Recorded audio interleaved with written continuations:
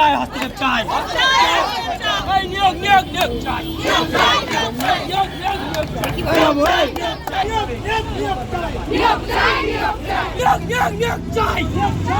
এই কর্মচারী শিক্ষা নিয়োগ চাই। এই বিচার নামে যে প্রশ্ন চলছে মানছি না, মানবো না। এই বিরোধীদের চক্রান্ত মানছি না, মানবো না। এই কর্মচারী শিক্ষার বিরোধীদের যে চক্রান্ত চলছে তা মানছি না, মানবো না। এই নিয়োগ নিয়োগ নিয়োগ চাই। নিয়োগ নিয়োগ নিয়োগ চাই। নিয়োগ চাই নিয়োগ চাই। নিয়োগ চাই নিয়োগ চাই। নিয়োগ চাই নিয়োগ চাই। নিয়োগ চাই নিয়োগ চাই। নিয়োগ চাই নিয়োগ চাই। বিচার চাই বিচার চাই। বিচার চাই বিচার চাই। কর্মচারী শিক্ষার বিচার চাই। বিচার চাই বিচার চাই। এই দুটো নিয়োগ চাই নিয়োগ চাই। নিয়োগ চাই নিয়োগ চাই।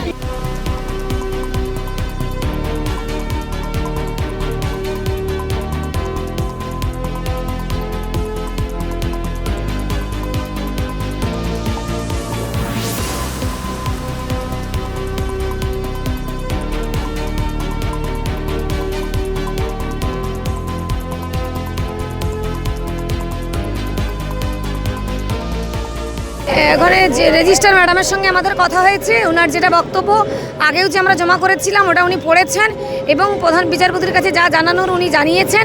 ওনারা ওনাদের তরফ থেকে যতটা সহযোগিতা করার করছেন, কিন্তু আমাদের এখন বিষয় হলো যেহেতু সরকার এই পোস্টটা ক্রিয়েট করেছে, সরকার আমাদের রেকমেন্ডেশন দিয়েছেন, সরকারের কাছে অনুরোধ মানে মাননীয়ার কাছে অনুরোধ এজি স্যার যেন 20 তারিখ উপস্থিত থেকে স্টে ভ্যাকেটের আবেদন করিয়ে আমাদের স্টে ভ্যাকেট করে স্কুলে পাঠানোর ব্যবস্থা করে। কারণ আমরা আর পাচ্ছি না, সরকার তো চেয়েছে যে আমরা নিয়োগ পাই, এই কারণেই রেকমেন্ডেশন দিয়েছে। তাই ওনাদের কাছে অনুরোধ 20 তারিখ যেন স্টে ভ্যাকেটের আবেদন করিয়ে স্টে ভ্যাকেট করিয়ে যেন আমাদের স্কুলে পাঠানোর ব্যবস্থা করে।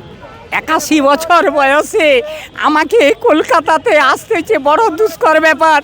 আমার মেয়ে বা এই কর্মশিক্ষা সারি শিক্ষার মধ্যে আছে, হ্যাঁ, তাতে দীর্ঘদিন এ পর্যন্ত পয়সার অভাবে ঘরও নেই, আর এই মেয়েটাকেও বিয়ে দিতে পারিনি। হ্যাঁ, যাতে করে প্রধান বিচারপতির কাছে স্বনির্বন্ধভাবে আমার অনুরোধ যেন 20 তারিখে যেন স্কুলে জয়েন করতে পারে, এইটাই আমি অনুরোধ করে বলছি। হ্যাঁ, ভগবানের কাছে প্রার্থনা করি আপনারা যেন সুখে থাকবেন। দীর্ঘ 3 বছর ধরে আমরা কর্মচারী শিক্ষার চাকরির প্রার্থী রেকমেন্ডেশন পেয়ে আজ আমরা নিয়োগ করতে পারিনি। কিছু মানে বিরোধী আইনজীবীরা আমাদের নিয়োগটা আটকে রয়েছেন, তারা মিথ্যা কেসের মামলার দ্বারাতে। তাই আমরা চাইছি যে আমাদের 65টার হিয়ারিং হয়েছে, কিন্তু অলরেডি কোনো কেসের রায় হচ্ছে না, বিচারপতি ঠিকমতো বিচার দিতে পারছে না। তাই আমরা চাই যে আমরা প্রধান বিচারপতির হস্তক্ষেপ চাইছি, যে আমরা ন্যায্য যেটা আমরা পাও না সেটা যেন পাই।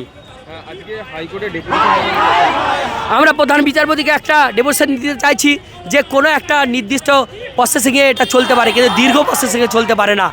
বিচার যাই হোক না কেন, তার নেগেটিভ পয়েন্ট যাই হোক না কেন আমাদের মেনে নিতে হবে, কিন্তু বিচার নামে একটা প্রহসন চলছে। আমাদের চাকরি প্রার্থীর তিনি একটা রাজনীতিক গেম খেলা হচ্ছে। তা আমরা চাই আমরা রাজনীতির গেম নয়, আমরা নির্দিষ্ট বিচার চাই। বিচারপতি বিশ্বজিৎ বসুর এজলাসে আমাদের মামলাটা রয়েছে, ওইখানে বিরোধী আইনজীবী বিকাশ রঞ্জন ভট্টাচার্য এবং বিচারপতি বিশ্বজিৎ বসু, এদের উভয়ের মধ্যে গুরু শিষ্য খেলা, না হয় সেয়ানে সেয়ানে কোলাকুলি। এই রহস্যটা ভেদ করতেই হবে অ্যাডভোকেট জেনারেলকে আগামী 20 তারিখ। কারণ আমাদের নিয়োগটা দীর্ঘদিন বঞ্চনায় ভুগছে, আমরা 3 বছর। এই বঞ্চনার মানা যাবে না কিছুতেই। আমাদের এই ছোটো ছোটো বাচ্চা ছেলে মেয়েগুলো আরও অনেকের গার্জেন এসছে, আমরা সবাই এসছি, আজকে পথে বসে আছি। আমরা দীর্ঘদিন এই বঞ্চনা আর মানছি না, একদম কোনোভাবেই সহ্য করতে পারছি না। আমরা যেমন করে হোক আমাদের 20 তারিখ অ্যাডভোকেট জেনারেলের উপস্থিত থেকে এই মামলা নিষ্পত্তি করাতেই হবে। আজকে আমাদের দাবি হলো 20 তারিখে আমাদের হিয়ারিং আছে, কাল বাদে পরশু হিয়ারিং এ আমাদের 28 মাস ধরে আমাদের মিথ্যা কেসের মামলায় আমাদের শারীর শিক্ষা কর্মশিক্ষা স্টে ফেলে রেখে দিয়েছে। স্টেটা আমাদের তুলে স্টেটা আমাদের প্রধান বিচারপতির কাছে এটাই আর্জি যে স্টেটা আমাদের 20 তারিখে তুলে দিয়ে আমাদের যেন স্কুলে আমরা যেতে পারি সেই ব্যবস্থা যেন উনি করে দেন।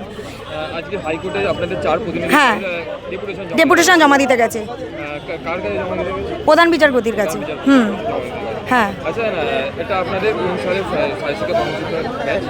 আমাদের 16 সালে এরকম নোটিফিকেশন হয়েছিল, 17 সালে আমাদের পরীক্ষা হয়েছিল, 18 সালে আমাদের রেজাল্ট আউট হয়েছিল, আমরা সেখানে ওয়েটিং হয়ে গেছি। তো আমাদের এটা আর রেকমেন্ডেশন পেয়েছি আমরা 2022 সালে। আপনাদের স্কুলে বলছে নাকি প্রত্যেকের নামে নামে একটা করে স্কুল আছে, আমরা স্কুলে যেতে পারছি না মিথ্যা কেসের জন্য আমরা স্কুলে ঢুকতে পারছি না, আমরা আর মুখ দেখাতে পারছি না। ইচ্ছাকৃতভাবে আমাদের কেস করে রেখেছে, যে ফেল করেছে সে আমাদের বিরুদ্ধে কি করে কেস করে? আমরা পাস করে বসে আছি, প্রত্যেকে আমরা পাস করেছি। যে রিটেনে পাস করে না সে কি করে আমাদের বিরুদ্ধে কেস করে?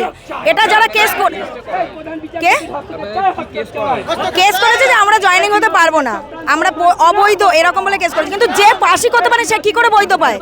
কি ফেল করা ক্যান্ডিডেট কি করে আমাদের বিরুদ্ধে কেস করে? যারা আমরা রিটেনে পাস করেছি সে তো রিটেনে পাসই করতে পারিনি। ওরা হাইকোর্টের কাছে মানে 52টা ইয়ে চলে গেছে, তাও এখনো হচ্ছে নি। আমরা ওদের জন্য আজ রোজা রেখে এত দূর থেকে রাস্তায় নেমেছি।